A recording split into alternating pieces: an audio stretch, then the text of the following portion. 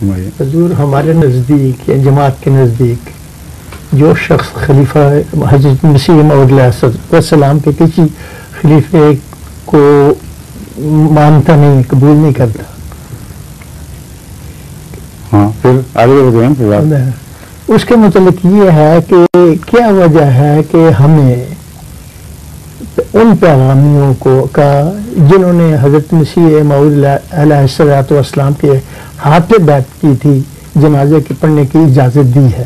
چنانچہ مجھے یاد ہے میں لاہور میں پڑھا کرتا تھا اور مولوی محمد علی صاحب کی وفات ہو گئی، مولانا عبدالعزیز صاحب مغل رضی اللہ وہ کہنے لگے چل میرے نام نماز پڑھنی ہے جنازے دی، اور ہم نے جا کے ان کی نماز جنازہ پڑھی. ٹھیک ہے، پھر تو پھر کیوں ہم نے پڑھی؟ کیوں نہ ہمیں کیوں اجازت دی؟ کیوں نہ پڑھیں یہ بتائیں. خلیفہ انہوں نے حضرت مسیح موعود کا انکار کیا ہے؟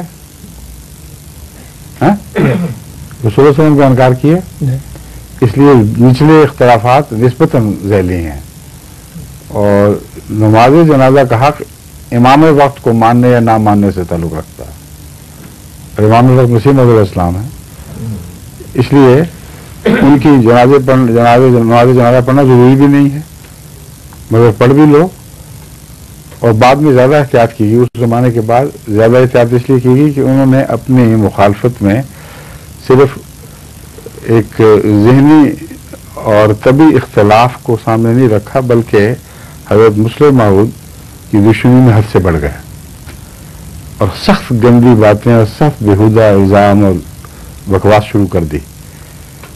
اس موقع پر آ کر جماعت نے اپنے موقف کو سخت کر لیا. یہ اس سے پہلے کی بات ہے جو آپ بیان کر رہے ہیں.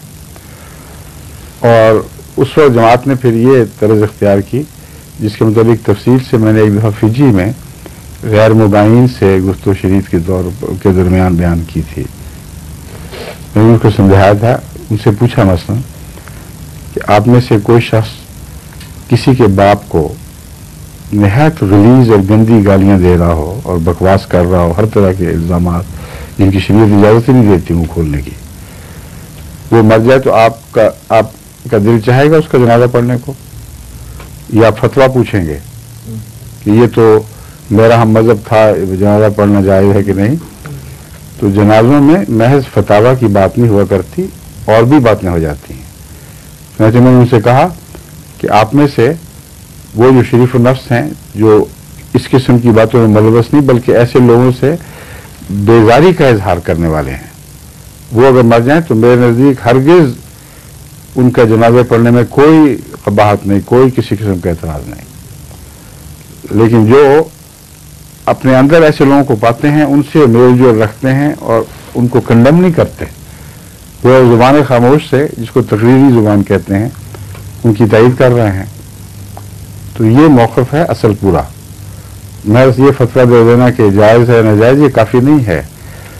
بعض ان میں حد سے بڑے ہوئے شریر ہیں، بعض بہت شریف نفس لوگ ہیں جنہوں نے حضرت مسیح علیہ السلام سے محبت کے تقاضے پورے کیے، غیر مباح رہتے ہوئے بھی حضرت مسیح علیہ السلام سے ان کا تعلق اور پیار ایک قطعی بات ہے، اور اسی محبت کی وجہ سے آپ ہمیشہ ان کی اولاد کے متعلق کبھی کوئی بدتمیزی کا لفظ استعمال نہیں کیا. وہ میرے علم میں تھے پہلے جب میں پاکستان میں تھا، اب بھی خدا کرے ان سے زندہ ہوں تو ان کی جنازہ پڑھنے میں قطعاً کوئی حرج نہیں میرے نزدیک. لیکن جو باقی ایک ٹولے کی صورت میں بد اخلاقیوں میں بہ گئے ہیں ان کے متعلق فتوے کی بحث ہی کوئی نہیں، کوئی انسان آمادہ ہو ہی نہیں سکتا اس بات پر. رسول اللہ صلی اللہ علیہ وسلم نے تو دیکھیں بعض قرض چھوڑ کے مر جانے والوں کو جنازہ نہیں پڑا. اب یہ فتویٰ تو نہیں ہے کہ جو قرض چھوڑ کے مرے اس کا جنازہ نہیں پڑھنا، ایک رجحان کی بات ہے. وہ اسلام اجازت دیتا ہے، فرض کفایہ ہے. بعض جگہ اگر فرض کفایہ بعض لوگوں نے ادا کر دیا ہے تو لازم نہیں کہ ہر شخص ادا کرے. سمجھ گئے؟ ان کو بعد میں کان کے قریب ہو کے سمجھا دینا یا ٹیپ لگا کر اس کان کے قریب جہاں سے وہ سنتے ہیں، کیونکہ انہوں نے جو ہاں کہا ہے وہ محض ایک قسم کا اخلاقاً ہاں کیا ہے. نہیں ٹھیک ہے لگ گیا. اچھا پچھلی وجہ سے میں بول رہا تھا تو آپ بار بار یوں کرتے تھے، سمجھ نہیں آ رہی تھی. آن کیا ہوا ہے. اب آن کر لیا ہے. نہیں پہلے بھی تو پھر کیوں سمجھ نہیں آ رہی تھی؟ نہیں سمجھ آ رہی. نہیں آپ ایک دو دفعہ آپ نے اظہار کیا کیا ہے کیا بات ہے، مجھے اونچا بولنا پڑا تھا. چلیں جی.